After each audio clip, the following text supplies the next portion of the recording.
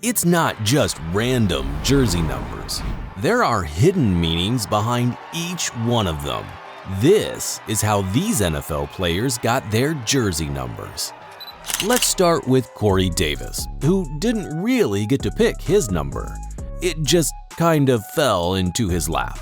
You know how it is when you're the younger sibling. You often end up with hand-me-downs, right? Well, that's Corey's deal too. His big brother Titus probably handed down a bunch of stuff to him. But when Corey got to Western Michigan to play football, he found a jersey hanging in his locker. And guess whose number it had? Yep, his brother Titus's number 84. Can you imagine the surprise? Corey must have thought it was some kind of prank, like, come on, really? Talk about pressure. Corey's older brother had already made a name for himself, even played in the NFL, so Corey had not only the usual pressure of living up to his brother's success, but now he had to do justice to his brother's number too.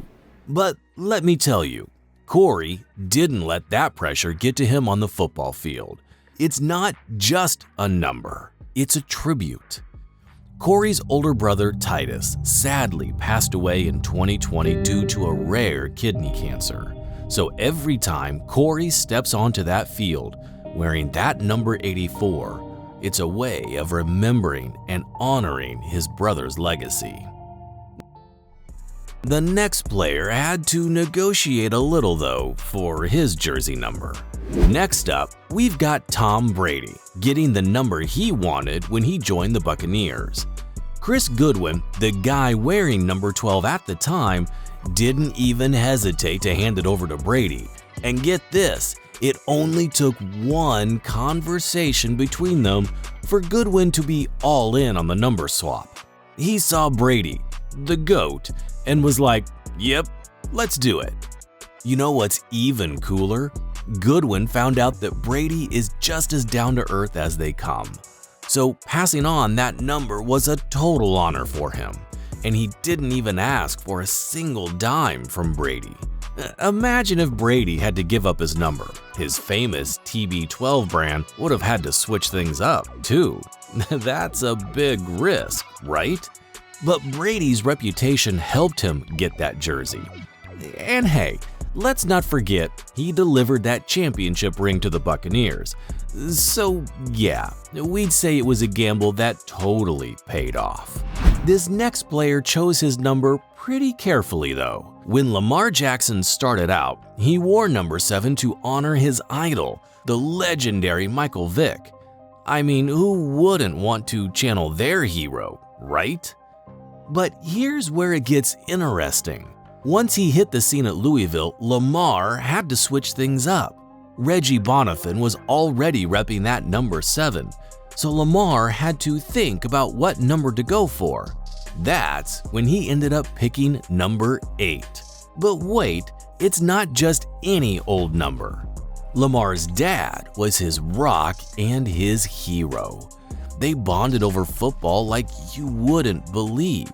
Practicing, strategizing, you name it. But then his dad tragically passed away in a car accident when Lamar was only 8.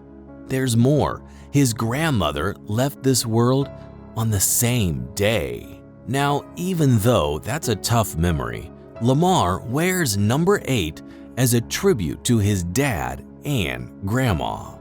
That's also why he goes all out on the field. This next player had to stick to the number he got though. Back in 2017, Patrick Mahomes was snagged by the Kansas City Chiefs as the 10th pick in the NFL draft. Exciting, right? But then comes the tricky part. What number to wear? He had a couple of choices. His first option was to stick with the number 5 jersey he wore during his college days at Texas. But here's the twist. That number was already claimed by another player on the team, Cairo Santos. If Mahomes wanted that number, he had to open up his wallet big time.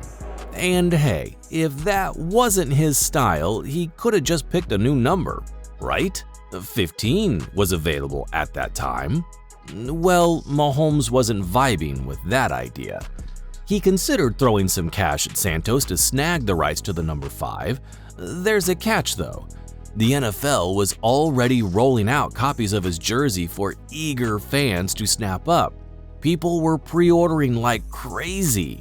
So, if Mahomes wanted his college number, he had to shell out even more cash. We're talking millions here. That's a hefty price tag.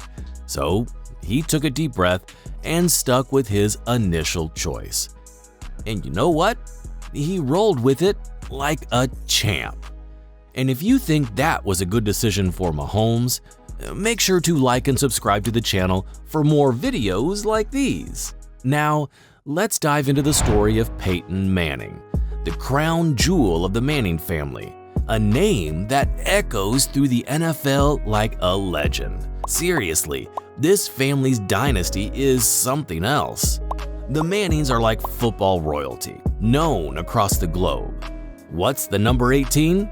It's practically a family heirloom. Archie Manning, the patriarch, rocked that number during his college days at Ole Miss back in the 1960s. He left a legacy so huge that the university decided to put up speed limits of 18 miles per hour around the campus in his honor. I mean, that's some serious admiration right there. So when his eldest son, Cooper, started playing college football at the same place, it was a no-brainer. He grabbed that number 18 jersey. But here's the twist. Cooper couldn't really follow in his dad's footsteps due to an illness. But guess what? When Archie's middle son, Peyton, stepped up to the plate, he took the number 18 and made it shine like a true superstar. And boy, did he make his dad and older brother proud. He took the Colts and the Broncos on a wild ride, and both teams retired that legendary number as a tribute. When Peyton hung up his cleats for good, the number 18 took on a life of its own. Now, let's not forget the youngest Manning, Eli. His dad had already retired that number by the time he arrived at Ole Miss, so he went with the available number 10. But some players weren't so lucky and couldn't get the number they wanted. Take Darrelle Revis, for instance. Back in 2013, he found himself traded to the Buccaneers. But hold on to your helmets, because as tough as that switch was, it was the battle for his jersey number that took center stage in his story as a Jet. Revis had already crafted an impressive reputation on the field, wearing that iconic number 24. It was practically his football identity. But guess what? The Buccaneers had a safety named Mark Barron, who happened to be wearing the same number 24, and he wasn't exactly in the mood to part ways with it for free. It wasn't a quick fix, let me tell you. It took a solid week of back and forth, hardcore negotiations between these players to finally reach a deal. So what's the price tag on a jersey number, you ask? Well, get ready for this. Revis had to put up a cool $50,000 to secure that precious number. Yikes! That's how these NFL players got their jersey numbers. And if you want to know some other crazy facts about the NFL, make sure to click on this next video.